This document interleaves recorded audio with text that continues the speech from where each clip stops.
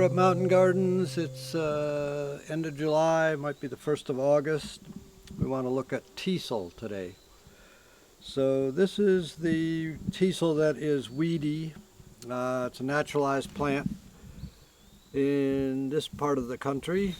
I believe there might be other species out west, and I think it's extremely weedy out west. It's fairly weedy around here too. So this is Dipsacus sylvestris, also known as Dipsacus phelonum. Those are synonyms. Here it is in bloom. The flowers start in the middle and work their way in both directions. Kind of unusual sequence of blooming.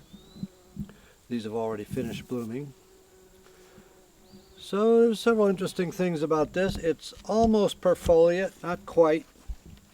You can see the way the leaves are joining in the middle here, but they don't totally join as a perfoliate leaf. There actually is two leaves. But it sometimes will collect water there, and apparently the name of it, Dipsacus, relates to thirst, relates to the idea that you can collect water in there. And apparently experiments have been done with putting dead insects in those little pools of water, and it seems to promote more seed set. So the idea is that perhaps the plant is actually deriving nourishment from dead insects that fall into that water. That's a little bit speculative, I guess, but that would be pretty fascinating if it was actually a carnivorous plant.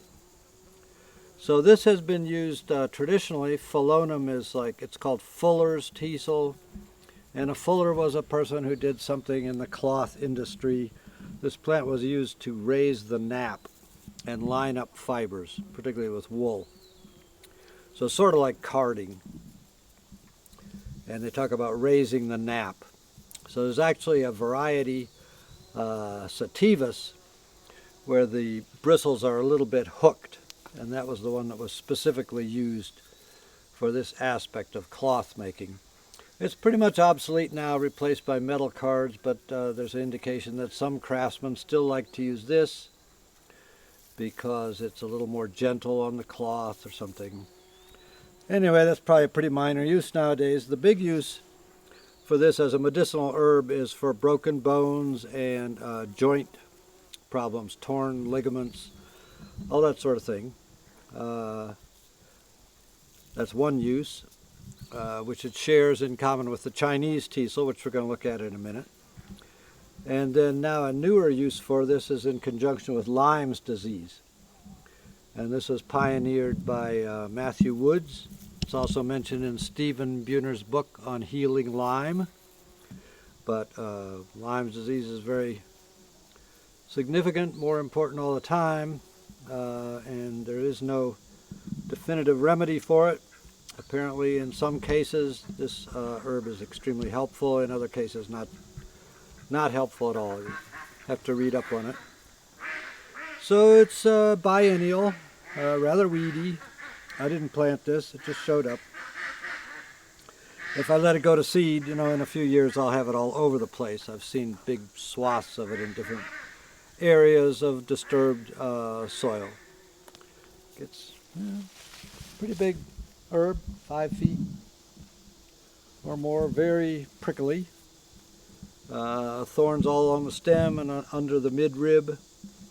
And as I said, this distinctive, almost perfoliate leaf arrangement of opposite leaves. Difficult to mistake for anything else. You sometimes see them in dried flower arrangements. These will dry and be fairly picturesque. So that's yet another use for it. So that's Dipsacus sylvestris, meaning of the woods, although I typically see it more out in the open, actually. Or Dipsacus phelonum. Those are synonyms. Now let's go and look at the Chinese one, Dipsacus asperoides.